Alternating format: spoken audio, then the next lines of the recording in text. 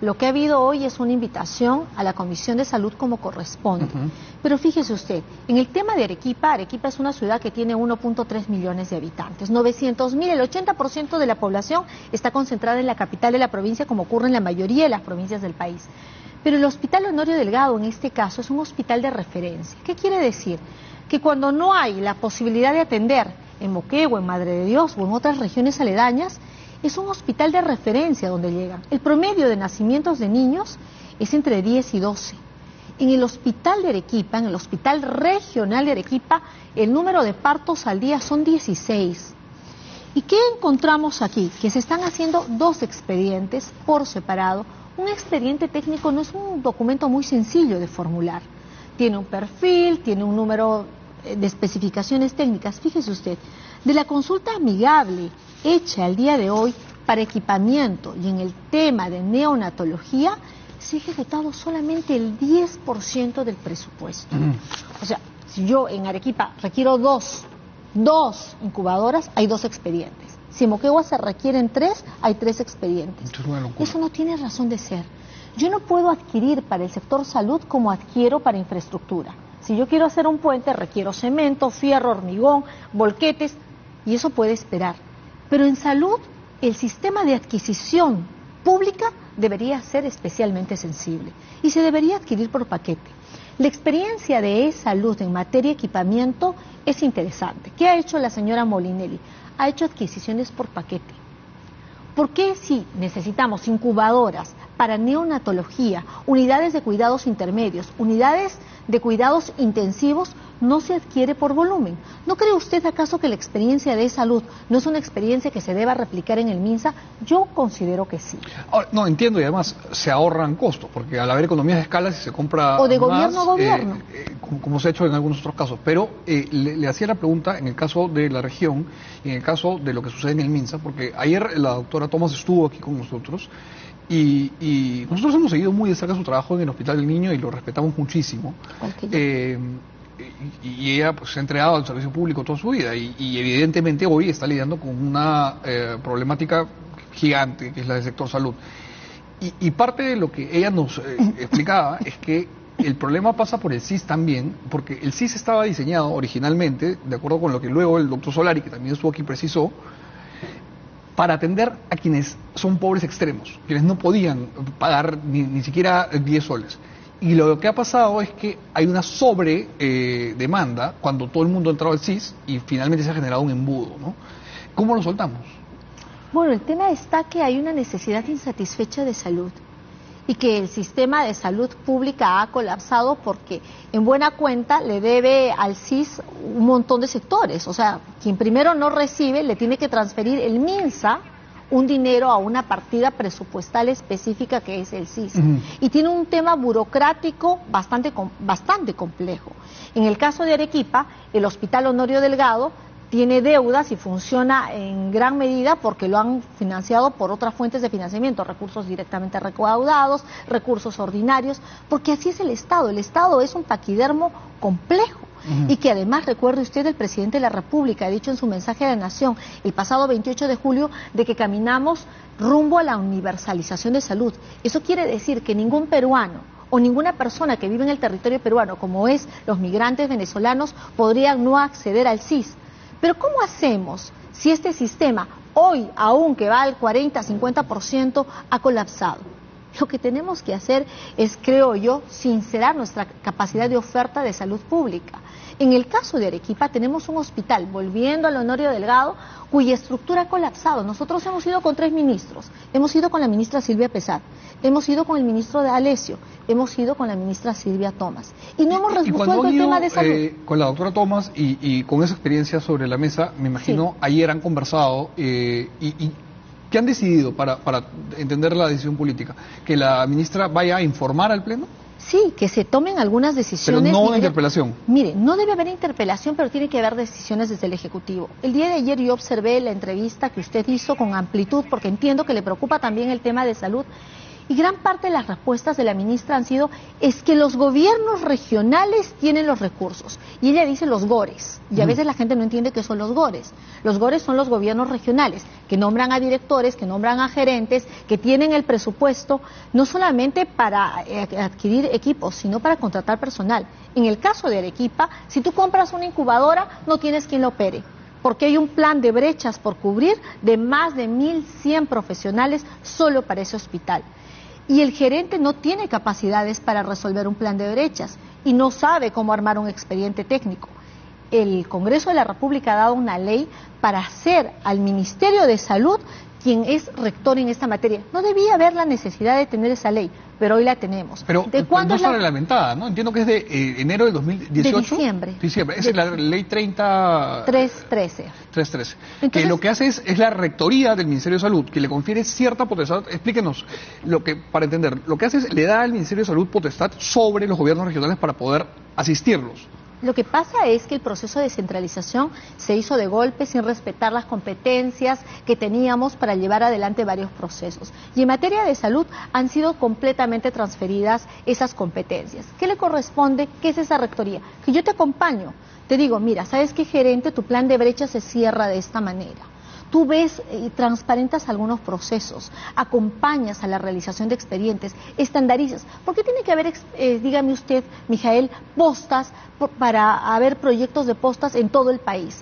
¿Por qué los alcaldes hacen expedientes para postas? ¿No cree usted de que el ministerio tiene que decir, necesitas una posta? Mira, este es tu modelo de expediente técnico. ¿Tú necesitas un hospital? Mira, tu modelo de hospital... Claro, como módulos prefabricados de expedientes. Por supuesto, o sea, perderíamos tiempo en la ejecución de la inversión pública, porque debería haber expedientes para todo, para incubadoras, para tomógrafos, para hospitales, para postas, y tú vas destrabando la inversión pública y vas satisfaciendo una necesidad básica, que es la necesidad de salud. Nosotros hemos hecho un proyecto que es la Defensoría del Paciente, un proyecto que pasó con todos los votos aprobados. ¿Sabe quién lo observó? El Ejecutivo. Hemos hecho un proyecto que es ley ahora. Pero más allá de eso, me parece interesante la aproximación que tiene y además solvente.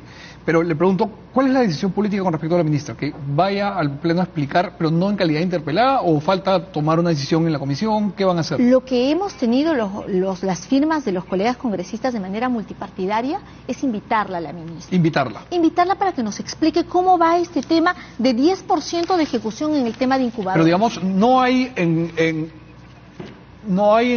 la vocación de la invitación un ánimo de politizar, de interpelar o de censurar.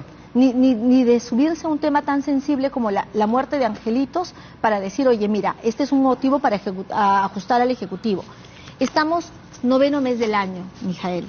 No se puede ejecutar el 10% en equipamiento de salud. Eso dice de que hay un problema.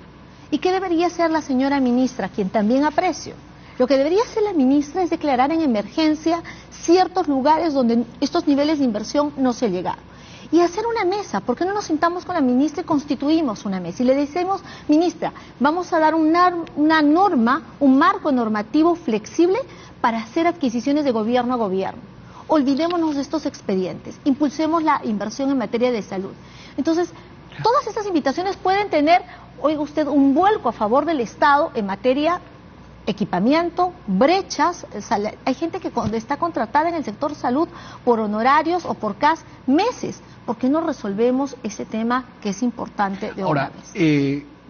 Cuando usted dice esto, parece sensato, interesante, y sería fantástico preguntárselo a la ministra, y si se logra armar la mesa, creo que sería en beneficio de todos los peruanos. Pero por otro lado, tenemos al presidente planteando con especial ímpetu el adelanto de las elecciones, y el Congreso respondiéndole, yo sé que no tiene que ver con lo que usted ha mencionado, pero con lo de las encuestas, con lo del mensaje presidencial, que finalmente, claro, la lógica del Congreso es también fiscalizar, pero ¿por qué todo de golpe, un solo día, al día siguiente de la reunión, pareciera que no quieren dialogar? Bueno, yo lamento que esa sea la percepción. Yo entiendo que la mayoría de los congresistas de la República entendemos de que hay que deponer. O sea, cuando tú hablas de un ánimo, de un desprendimiento, es esto.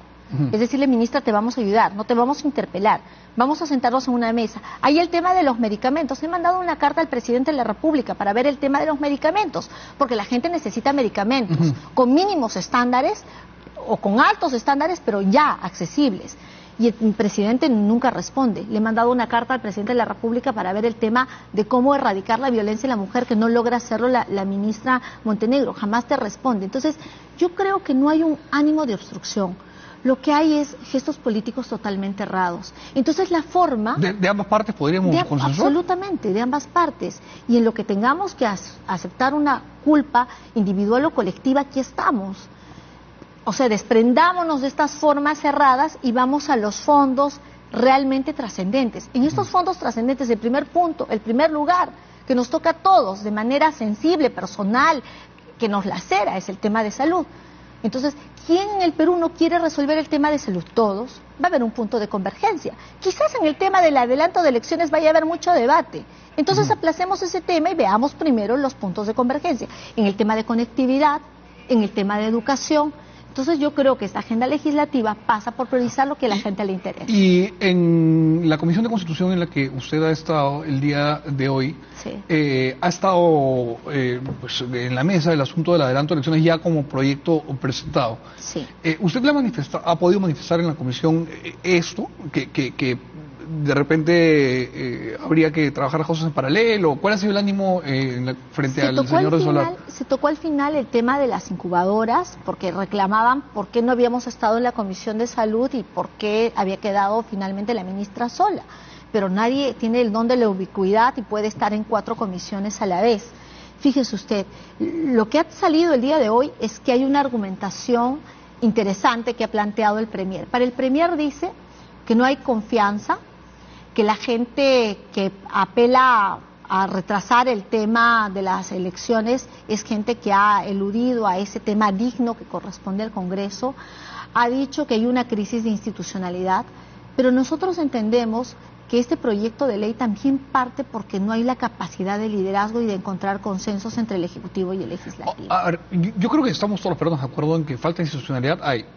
Pero cuando el señor de Solar dice que no hay cuestión de confianza, no entiendo. ¿Se refiere a la cuestión de confianza planteada y ahora no habla asumida? Que no hay confianza en las instituciones. No hay confianza, ya, pensé que se refería usted a la cuestión de confianza. La cuestión de confianza nunca fue tratada por el Ejecutivo, sí lo comentaron algunos colegas congresistas. ¿Y cómo reaccionaron frente a eso los señores del Poder Ejecutivo? Porque, digamos, el escenario que parece ser el que viene, que no sé a quién le favorece en realidad, pero parece ser lo que va a pasar, es que el señor presidente va a presentar su iniciativa de referéndum, el Congreso le va a decir que no, y va a tener que en teoría el TC tendría que ver quién gana ahí, ¿no? Pero el Tribunal Constitucional ya ha dicho que necesita entre 2 y 4 meses para analizar este fondo. Hemos leído el día de hoy en la Comisión de Constitución al miembro del Tribunal Constitucional, al doctor José Luis Sardón, que dice que la apreciación que hicieron en la resolución pasada del año 2008, la 006-2008, no tiene que ver con las capacidades que tiene el Ejecutivo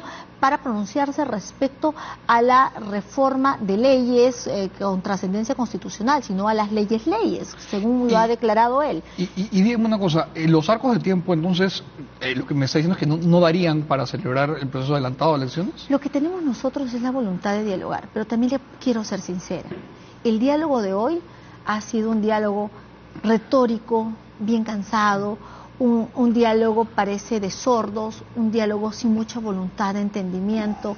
Escuchar al Premier que te dice, bueno, creemos que no hay confianza y creemos que hay un ánimo de obstrucción. Se ha demostrado hoy que ha habido periodos legislativos anteriores al año 2016, donde hubo muchas más iniciativas de interpelación, muchas más censuras que este periodo. Creo que la participación del colega Miki Torres fue bastante ilustrativa en ese sentido.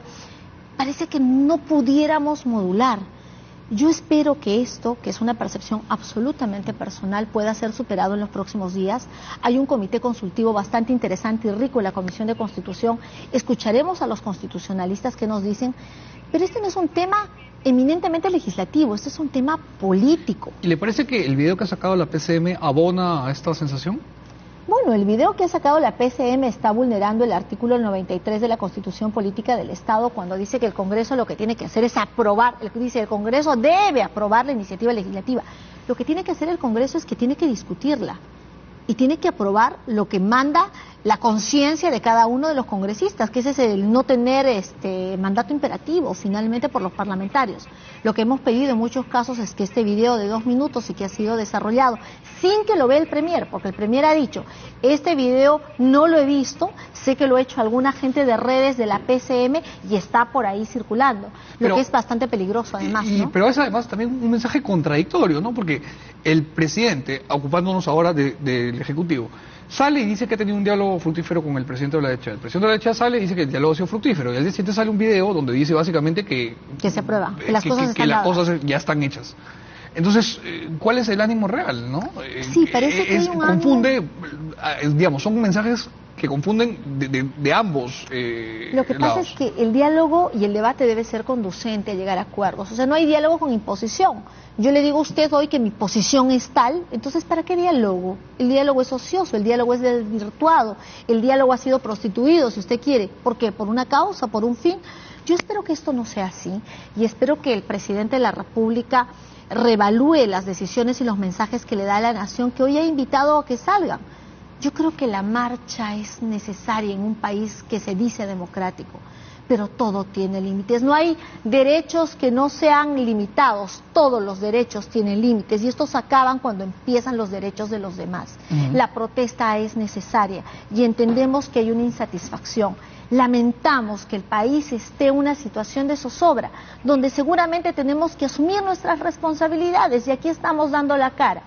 Pero es importante también decir de que el país no acaba mañana o pasado, que pasado hay que asumir una agenda legislativa, una agenda de control constitucional, donde no sean las encuestas lo más importante que haya que investigar. Bien, muchas gracias, congresista. Hemos hablado de varios temas, nos ha quedado corto el tiempo como siempre, pero ha sido usted muy generosa con su presencia y espero que regrese pronto. Le agradezco mucho la invitación.